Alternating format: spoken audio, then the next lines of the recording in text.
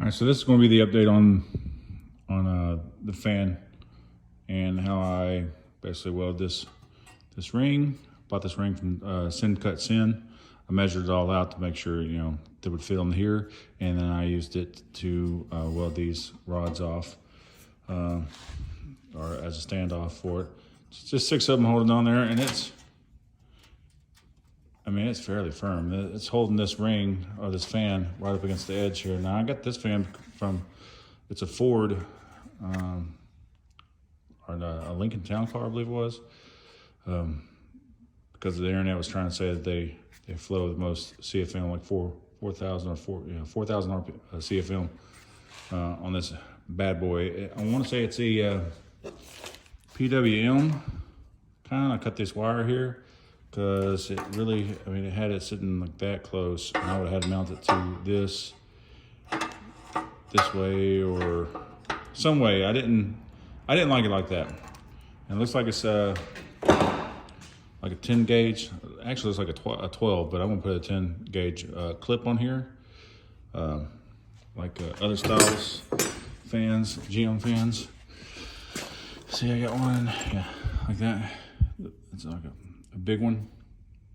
That's what was on fans, GM fans. So should be able to hold this.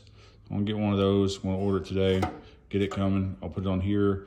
Then what I can do is I can lengthen this and put this wherever. At that point, I'll just connect two 10 gauge wires on here, get them go to right here, and connect to a connector. And I'll keep most of this freed up without this thing here being in the airflow way. So altogether, I think I've probably spent, I spent $35 for the fan, which I bought 2. This is the original one. That was another one. It was a different style, but it had more hookups to it, which also I think is a PWM, but it flows, from what I can tell, it also flows a lot from the videos I watched for it. It has, I want to say these two are the high and low signals, and it gets a constant power from the battery, but I'm not going to run it that way.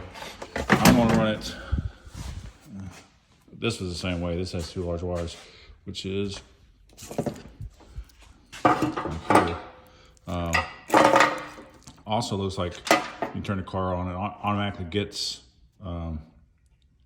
12 volts right to it, or 13, whatever your car's powering up to, and then it has the one signal wire that tells it when to come on. And I'm hoping it's a PWM, which I believe it is.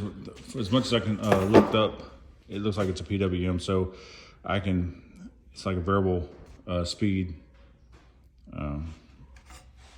fan motor. So it doesn't have to be going all out all the time.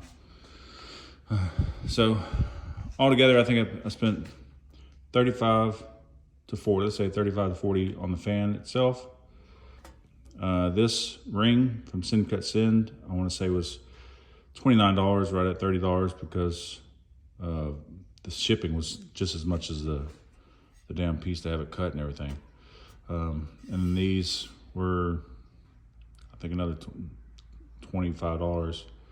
So it's about $100 in it altogether, including fasteners and the riv nuts I had to go get. I had to go get more of them. I'm not including the shroud because I've had that thing for almost 20 years now. It's been sitting in the car.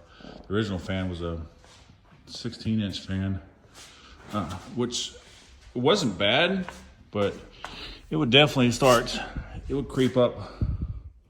I don't even remember where I got this one, but it would creep up on, like it was either on or off, kind of fan.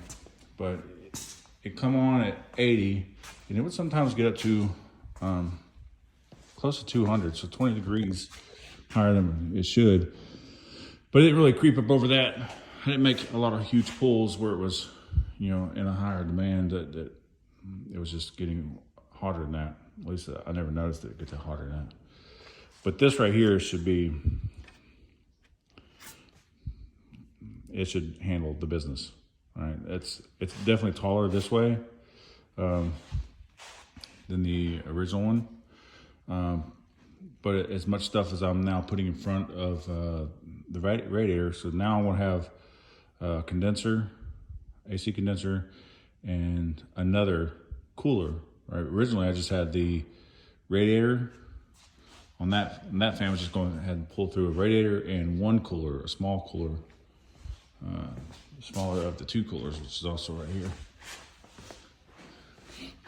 I don't know if y'all seen other videos where I had this little one on there, but the one behind it is 3 inches longer,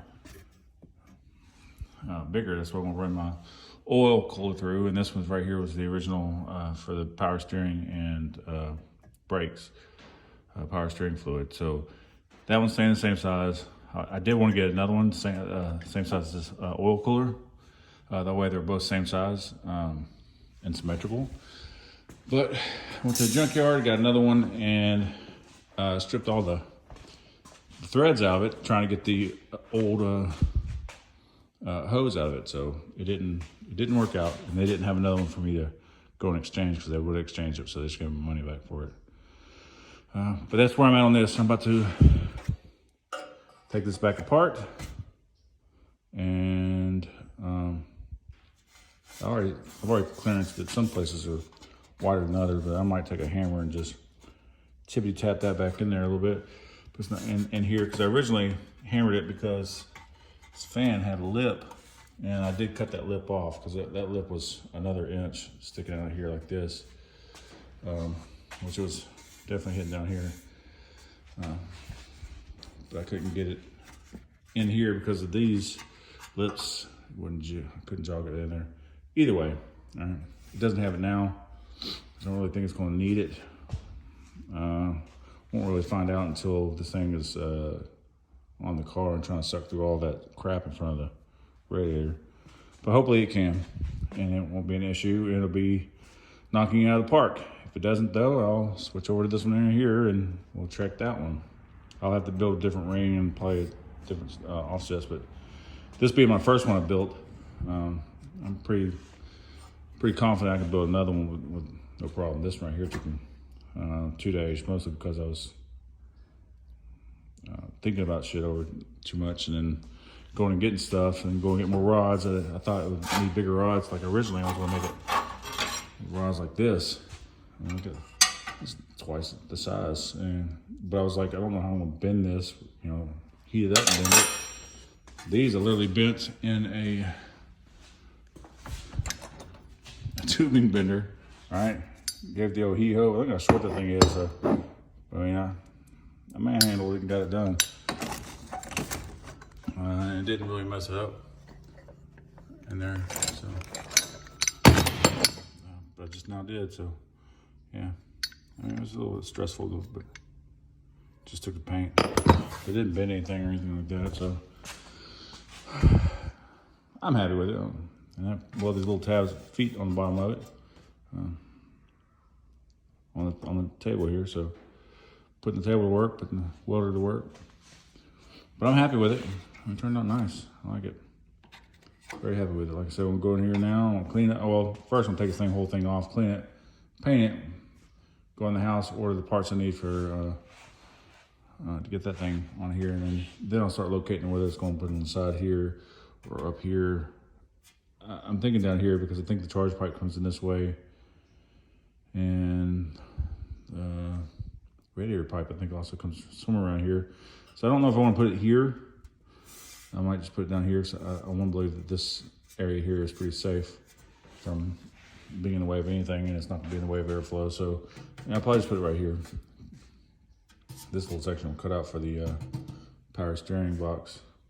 So I know I'm pretty close on that if I come down below that. So over here. There you go, that's how we work it out. Anyway, that's the update on this thing.